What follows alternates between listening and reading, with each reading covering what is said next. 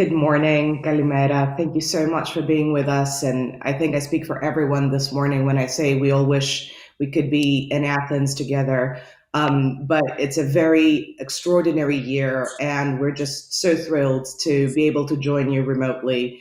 In this very newsy morning, we've just received news that President Donald Trump has tested positive for COVID-19. Overnight, European Union leaders huddled together to make a fairly significant foreign policy breakthrough by imposing sanctions on Belarusian entities. And so it's an important morning to be coming together to talk about something that has been on people's minds and policymakers' minds and thinkers' minds for quite some time now, perhaps the last 4 or 5 years, and that is the rise of authoritarianism.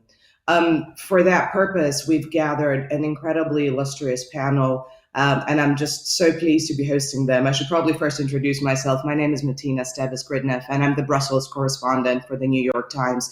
I join you from a rainy, glum Brussels this morning, and I'm just delighted to introduce our panelists. I'll start with Mario Monti, who's the president of the University of Bocconi in Milan. He's also a senator for life for the Italian Republic and a former prime minister of Italy. In Athens, the lucky one is Anna Diamantopoulou, who, if I may say, is a Greek politician, trailblazer, and a role model for Greek women like myself. She's a former European commissioner. She is the president of the DIKTIO Network for Policy, as well as a former Greek cabinet member. And my neighbor in Brussels is Ian Lesser, also joining from Brussels this morning. He's the vice president of the German Marshall Fund of the United States of America, based in Brussels, as I mentioned.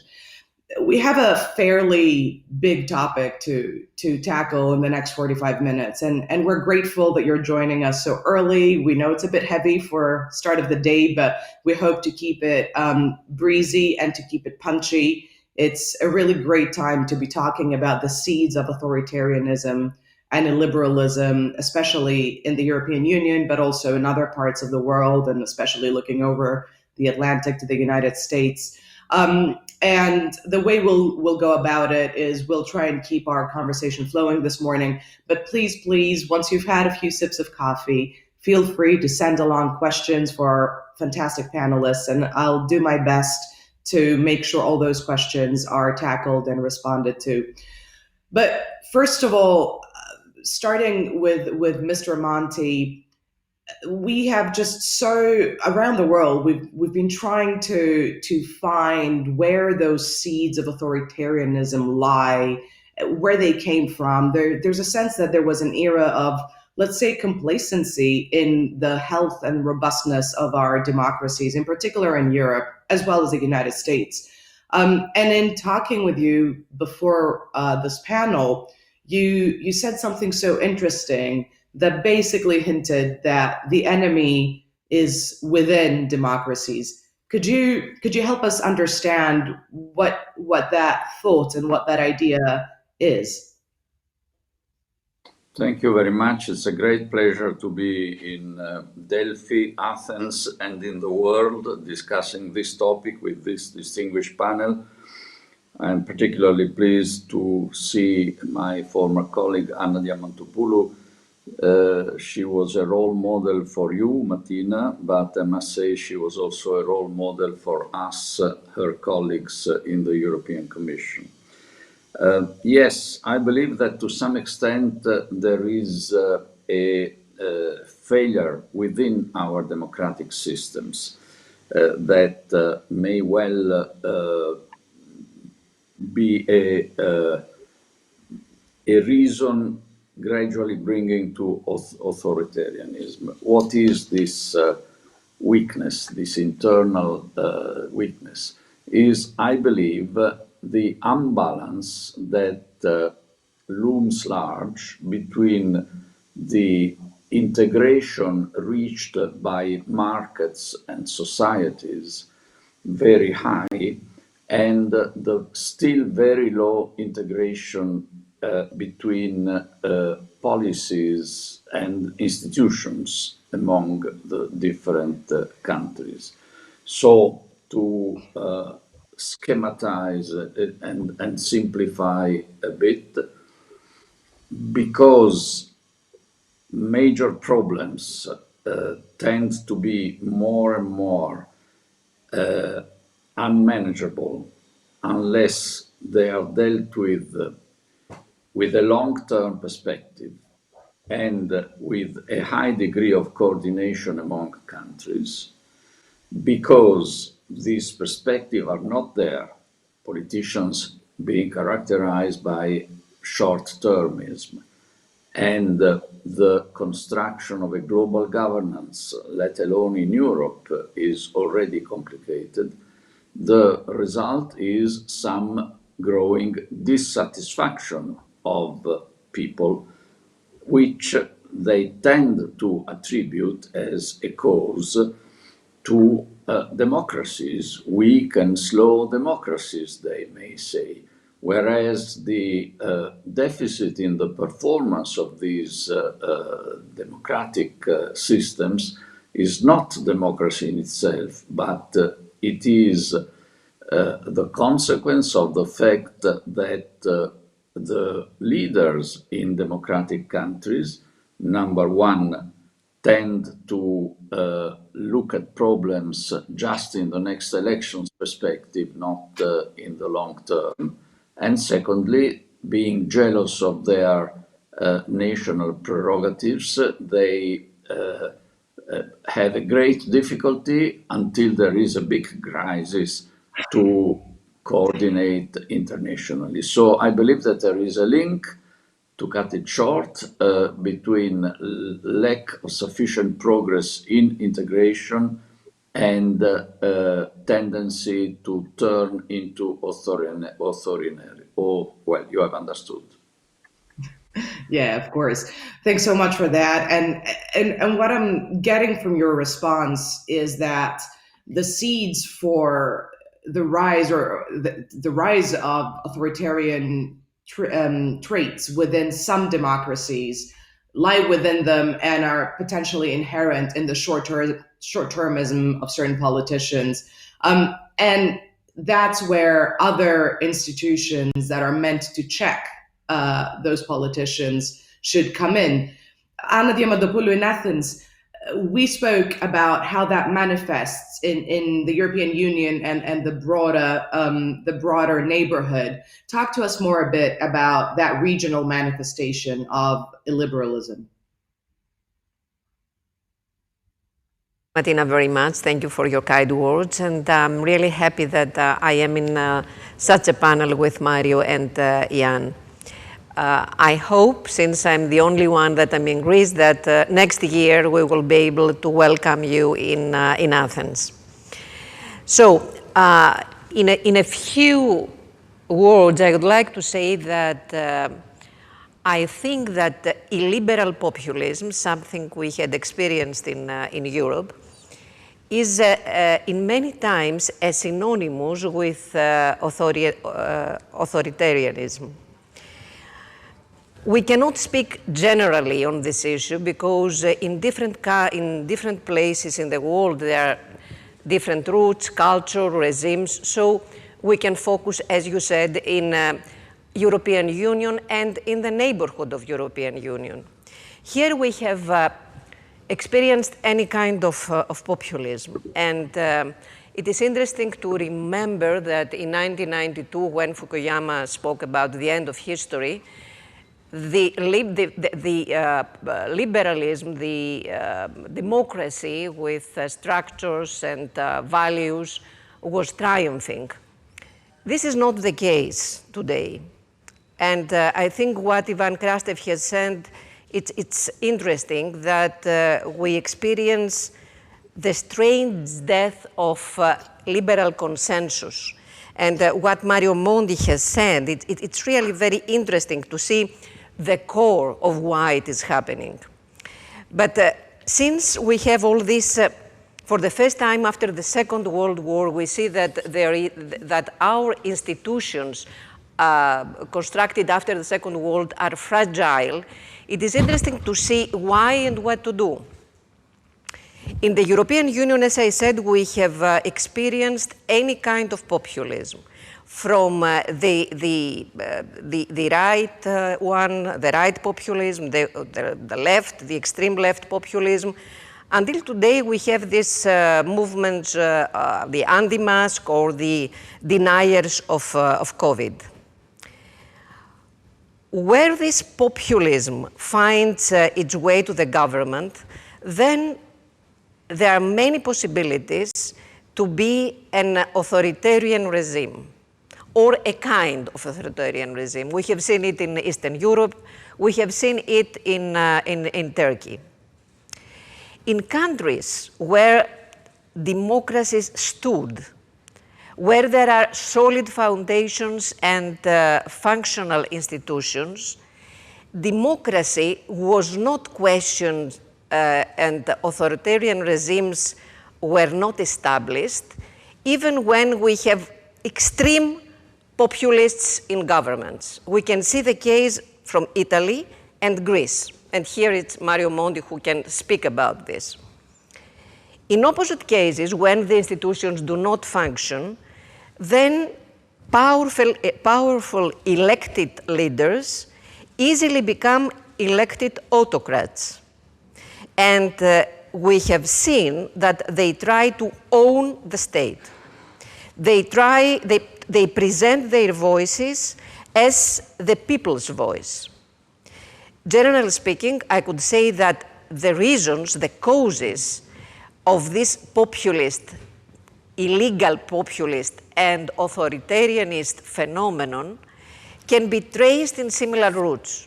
So it is, I would like just refer titles.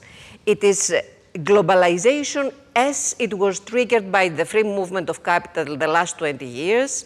It is the fourth industrial revolution and automation. It is the new flows of refugees and migration. It is the change in the geopolitical balance in the world.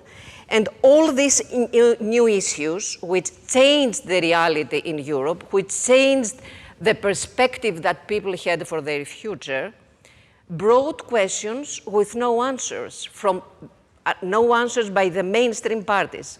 So it was time and it is time for the populists to come in, to persuade people with easy answers, and then to get in the government. And when they are in the governments and the institutions are not strong enough, then they can easily be autocrats, because this is the only way that they can perform. I think that, maybe we can discuss it later, that during the pandemic, there is a discourse going on which is, in my opinion, can turn very dangerous and distracting. There is a narrative that the authoritarian regimes performed better than democracies. And it is interesting that Fukuyama, who spoke 30 years ago, said that what it counts, it is the performance of the state and the trust of the people to the government during the pandemic, and not institutions. I think that it is very dangerous. I strongly believe that a political system's legitimacy based on democratic institution, it is more important and it is socially more beneficial than in the long run than the legitimacy based on short-term efficiency. And my last point is that European Union, the European Union and the states that would like to join the European project have to respect democracy, democratic rules. And there must be zero tolerance to personalities and to regimes undermining liberal democracy. We have very bad experience from this in Europe, and I believe that we have to avoid it. Very much for these thoughts, and there's quite a lot to unpick there, from the role of highly personalized government to the latest developments with COVID and the strengthening of the executive, and I hope we'll have a chance to talk more about these things. But let me just pick on something you said and ask Ian a question.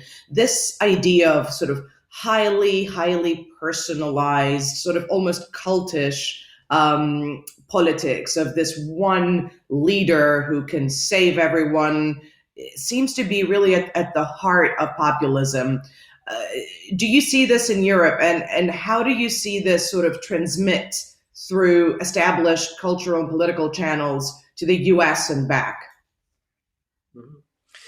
Well, Matina, thank you very much. And let me just add my thanks as well. It's really a pleasure to be with you all. I wish I could be in Athens, but it's really fantastic to be on such a distinguished panel.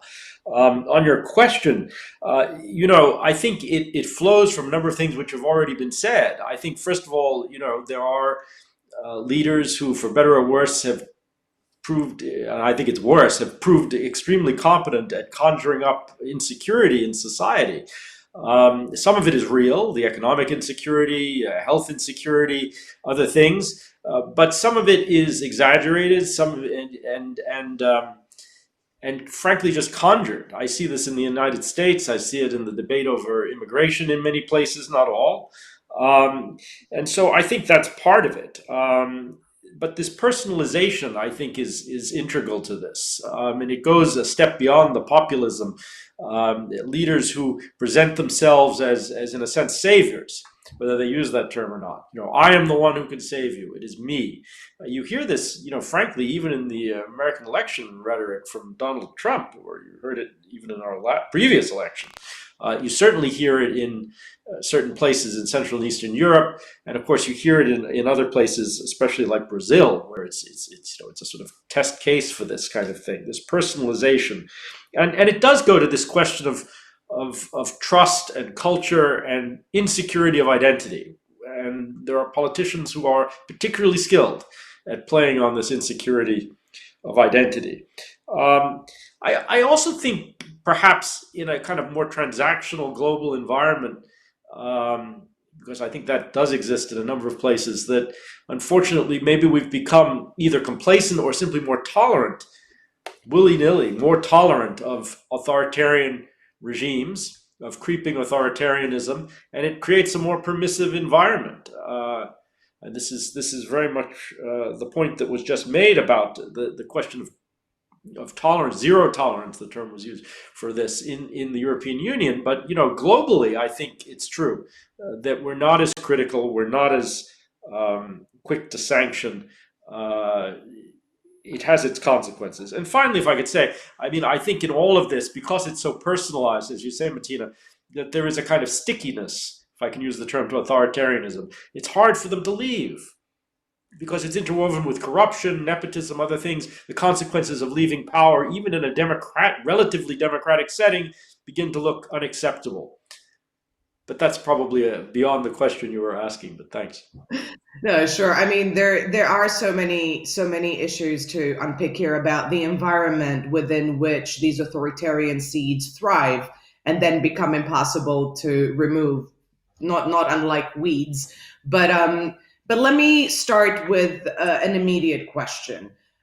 We have seen over this past week, the question of growing authoritarian traits within the European Union, before even we look just beyond the EU borders, becoming quite prominent. And the European Commission 2 days ago presented its inaugural reports on the rule of law, which some critics say didn't go far enough, but did highlight, in summary, shortcomings in the rule of law and those key institutions that should be there to safeguard liberal democracy in EU member states, as Anna Diamantopoulou mentioned, being brought to the fore. And of course, these reports drew a rebuke by Hungary's Orban and other leaders, and a call for more respect to the sovereignty of EU member states.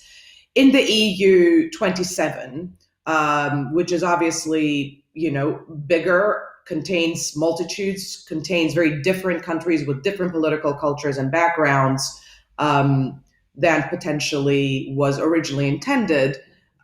Does the EU today have a sufficiently strong toolbox, to borrow a European Commission term, to tackle these rule of law and democratic shortcomings. People here in Brussels are aghast at some of the legislation passed in Hungary, for example, or in Poland, but they also seem quite impotent in doing something about it. Let me put the question first to Mario Monti, but I'd love to get everyone's thoughts on this. Does the EU have within its treaties what it needs to convincingly tackle the rise of illiberalism in some of its member states? It really does not, honestly. And I think this needs to be seen in a holistic perspective.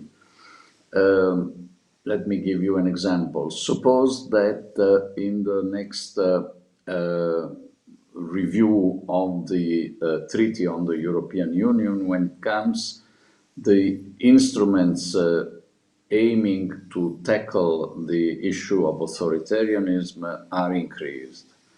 But suppose that nothing changes as to the unanimity rule, which is required to take major EU decisions. Then the concrete benefit deriving from the new and more aggressive instruments in order to fight authoritarianism will be very limited, because there will always be a possibility of a blackmail. Let's take the current situation where a couple of countries, Poland and Hungary, because they want to avoid being blamed or condemned too strongly by the EU, keep, in a sense, the rest of the EU member states hostages, because they threaten not to agree on a crucial decision at this time for the life of Europeans, that is the recovery plan and the budgetary framework that has been put in place for the budgetary plan, which means that if Poland or Hungary or both say no, in particular to the requirement to put up new own resources of the EU in order to finance the recovery plan,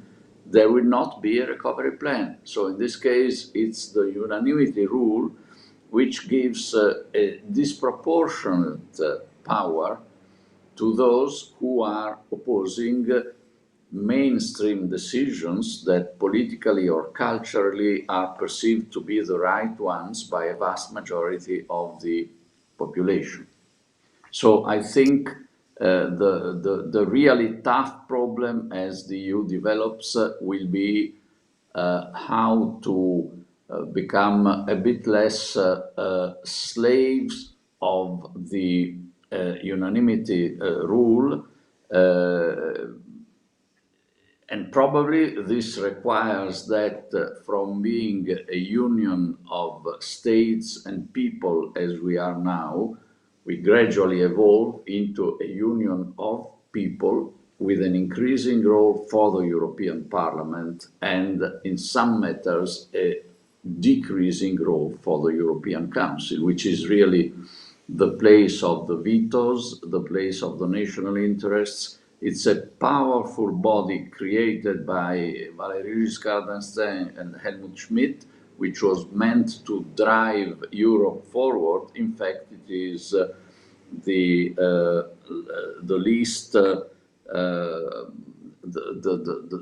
least useful instrument for the progress of Europe. I'm exaggerating a bit, but not too much, I guess. And I have been there.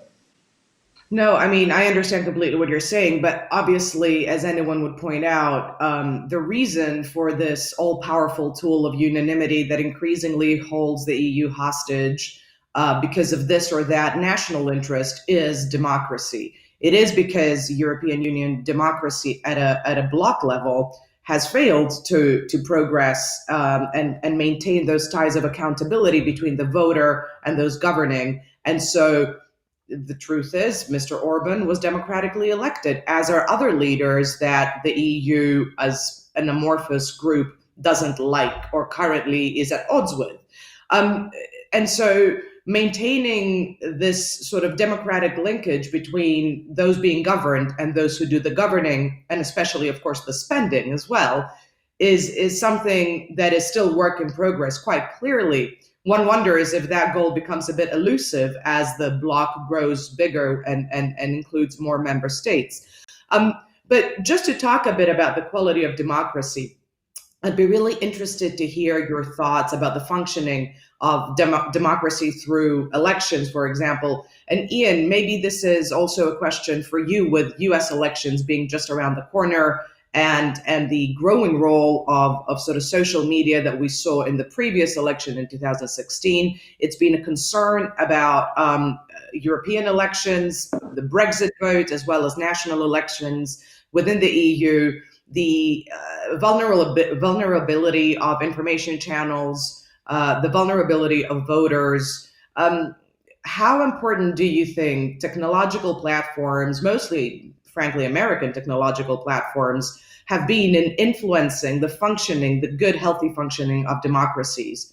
And as a result, as well, the increasing instances of authoritarianism?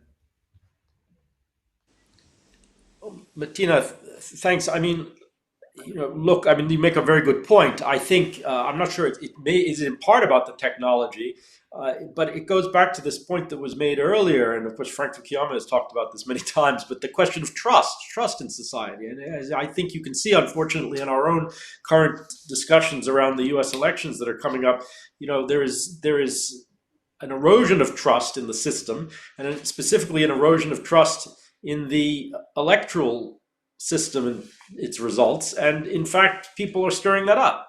But it's not just that. It's trust in many different things. The COVID responses, vaccines. We can, in the media. We can make a very long list of these things that used to be taken for granted, where there are now very big question marks. And the question marks aren't just on the right. They're also in a sense on the left, and society in general. And one unfortunate result of this may be that perfectly reasonable people who used to believe in the system, in a sense, opt out. I mean, I think that's one of the reasons why we've had such low voter turnout in the United States in recent years. And we'll have to see. You see something of the same thing, of course, happening in Europe in many different places. I think it is a part of the equation, and it's one that we're not used to thinking about. And it's also one, finally, where, sort of traditional liberal elites, if I can say, have gotten rather complacent. We've been rather slow to wake up to the risks that are posed by these challenges to our trust in the very mechanisms of democracy. Thanks, Ian. And just to unpick the issue of trust, and I want to take it back to something Anna Diamantopoulou said earlier, and make it sort of very current. You mentioned the issue of COVID and the response to COVID. A lot of people have commented that this health crisis has a lot of the characteristics of a law and order crisis. And it's one that plays into the strengths of the executive branch of government. Can you talk a little more about what is potentially dangerous in that? There's been such a sort of fraught debate between liberties and health, liberties and security. And this is a debate we've been frankly engaged in as democracies for a very long time. But there's a new immediacy to it because this is such a immediate health risk. How does that fit into the conversation we're having this morning? Tina, could I have 2 minutes to add something in the previous questions? What Mario Monti said, I totally agree. It is an institutional issue, and this discussion about the unanimity vote is in the center of the discussion for European democracy for years and years. But in your question, if Europe has done whatever it could concerning democracy in Europe, I agree with Mario that the answer is no. And I would like to go back in 2011 and 2012. At that time, Mario Monti was Prime Minister of Italy, and I was Minister of the Greek government. Italy and Greece were under tremendous pressure because the European Union was very strict in order to implement the economic rules, and they did. I cannot imagine that with the European history and with our proudness about human rights and democracy, we are not strict to implement the rules of democracy, but we are ready to implement at any moment the economic rules. So this is a main issue for the discussions and decisions at the European level.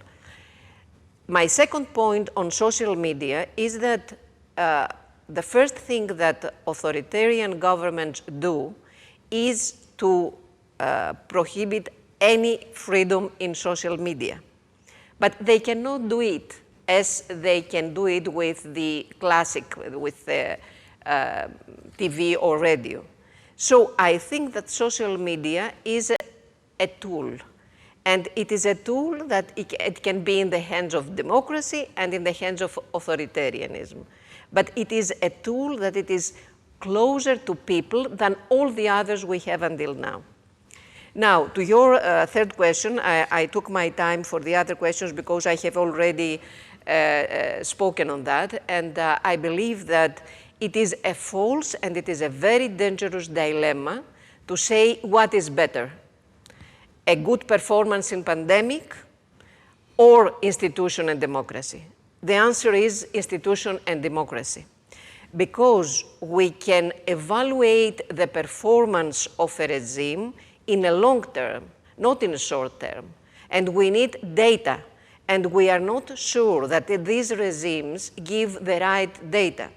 And of course, in order to assess the performance of a government, we need time, because this performance is not just what we have done this month for the pandemic, but it is generally healthcare institutions, it is economy, it is social cohesion, and all these things we are going to assess in a long run, and I strongly believe that in the end of the day, and because this is what history teaches us, democracy is much, much more important and social beneficial than authoritarianism, even it is efficient. Thanks so much for that. I think we have about 10 minutes left, so I just wanted to try and put one final question to all of you and also get your closing thoughts on this. One of the themes that has come up in this panel this morning has been the fact that the seeds of authoritarianism lie within the systems. Yes, sure, we've heard about manipulation of those systems by external actors, for example, Russian interference in the US elections and the Brexit vote. But ultimately, what you've all said from different perspectives on the question has been that weak institutions, the rise of illiberal populists who cling on to power and then use the tools of power to stay there, and the inability of multilateralism to just impose or push for better alternatives, as well as implement the existing rules, are all part of the picture of why we're seeing authoritarianist traits in some of the democracies of the so-called Western world. Just going one step further from that, and again, inviting your concluding thoughts, do you think that there's an element of interaction between these illiberal movements across geographies? So, for example, Ian earlier mentioned the transactional nature of modern multilateralism, which permits doing business or doing deals with governments that are illiberal, and that not only erodes trust in democratic governments, but creates a sort of a sense of hypocrisy. We also see that through social media and other networks, illiberal movements and populist movements around the world connect to each other. They exchange ideas. much as liberal democratic movements have done so far. Uh, are these trends potentially dangerous in bringing illiberalism and rising authoritarianism to even more countries? And how do we roll that back? How do we reintroduce trust in the democratic liberal systems and convince disengaged voters and citizens that they are a better alternative? Mario Monti? Yes, I think the best way to convince people is to have liberal democracies deliver what is at the heart of people's wishes and concerns. So we go back to the problem of performance. And I must say, and here Anna will maybe smile because when we were in Brussels, I was in charge of competition, she was in charge of the social. So we simulated big divergences which were not really there.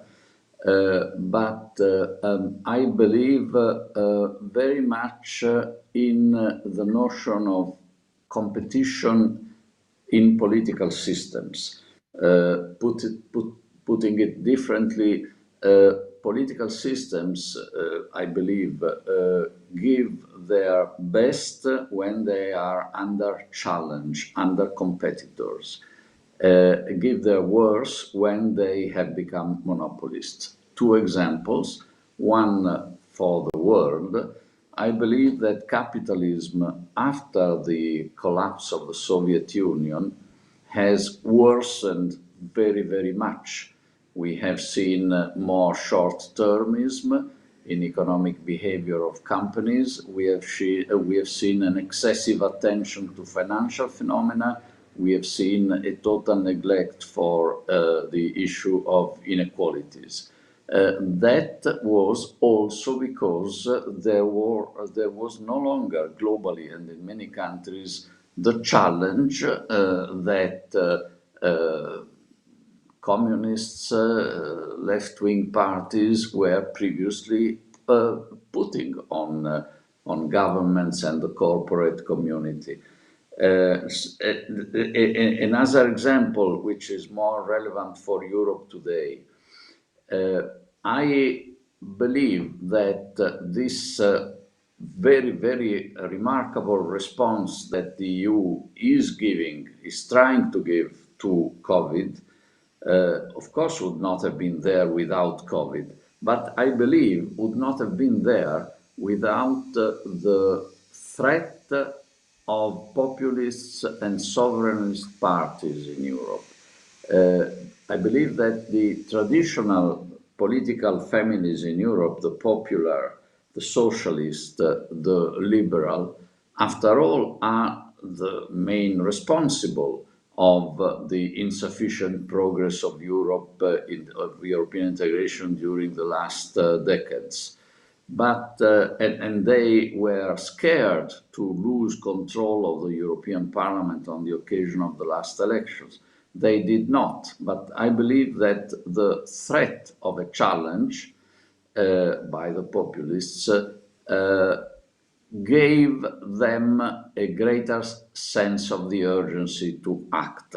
And I believe that now that the traditional political families feel the pinch of the threat of populism, they are putting their act together a bit more quickly and a bit better. So this means that there are anticorps, antibodies at play. And today, if we are scared of authoritarianism and illiberalism, probably this concern will be able to produce a greater propensity to accept reforms that domestically and across nations should improve the ability of the liberal systems to deliver politically. Otherwise, we will be having more panels about the authoritarianism, still, even in that case, hopefully in Delphi. Well, I mean, I think that's a sort of remarkably optimistic final statement from Mario Monti about the ability of these disruptive events to wake elites up and force them into action. And I love that you are you've had the longest career of all of us here, and you're still able to maintain your faith in the marketplace of ideas and the competitive nature of politics, which can potentially lead to improvements. Ian, are you also optimistic that within this system that has given rise to authoritarianism, the seeds for improvement, competition, and renewal exist? Yeah, I am. I am optimistic. Well, you have to be optimistic, don't you? I mean, and I think it's true. I mean, I'm more familiar, of course, been in Europe a long time. I think I'm optimistic about this in Europe, but I think I'm also optimistic about it in the United States. I mean, part of the reason we were even having a debate about this in the United States is that people are shocked that this should even arise. I mean, we have a sense that our system, our institutions are strong enough to withstand these sorts of things. And I think that's the point I would end on, that when I look at this, some of this just relies on a combination of personality and messages that people find animating. I happen to think we didn't talk about it very much, but nationalism provides a kind of animating message for authoritarians, and I think that combination is very dangerous. I'm a little pessimistic about that. Just to go back finally to your question about technology and new modes of communication and how this has become globalized. Well, I agree with that, but of course it's not new. In the 1920s and 1930s, there were plenty of movements who were taking lessons from each other in a very negative way. So those things can gather pace and be quite dangerous. But in the end, I think I am optimistic. It would be nice if all the sort of talented, charismatic politicians weren't on the margins. Thanks so much, Ian. And Anna, from where you sit, are there good reasons to be optimistic? Is the leadership quality available out there to lead liberal democracy out of this phase of history? Is it sufficiently strong? I prefer to answer if I am optimistic or not, instead of say if there are leaders, because in some countries there are leaders, otherwhere there are no leaders. So I think that we can be optimistic because I strongly believe that we are in a curve of history, and things will change. We are in a curve of history because all these years after the Second World War, the Western type democracies functioned with mainstream parties, the right wing, the Social Democrats, the left parties. These parties continue to speak and to think in an old way, and things have changed. So the Fourth Industrial Revolution has changed everything in the field of the labor market, of social state, of the way that enterprises work, in the relationship between capital and work. So we need different kind of ideas, of policies, of rhetorics. We cannot live with the previous visions and with the previous policies. And this is the challenge. We need leaders, as you said, and they do exist, but I think they need time, with this new vision. So the answer to these problems will not be a fight between the existing liberal democracy and the existing authoritarian regimes, but the fight will be between new ideas and old ideas. And I think this is the starting point of a new phase of history in the Western world. Thank you so very much for this fantastic start of the day. Thank you so much to our host, the Delphi Economic Forum, and to the Athens Democracy Forum. We really hope that we'll be able to all be in the same space next year in better times. Thanks to everyone who followed us this morning. Have a great weekend. Have a great day. Thank you. Thank you very much. Thank you very much.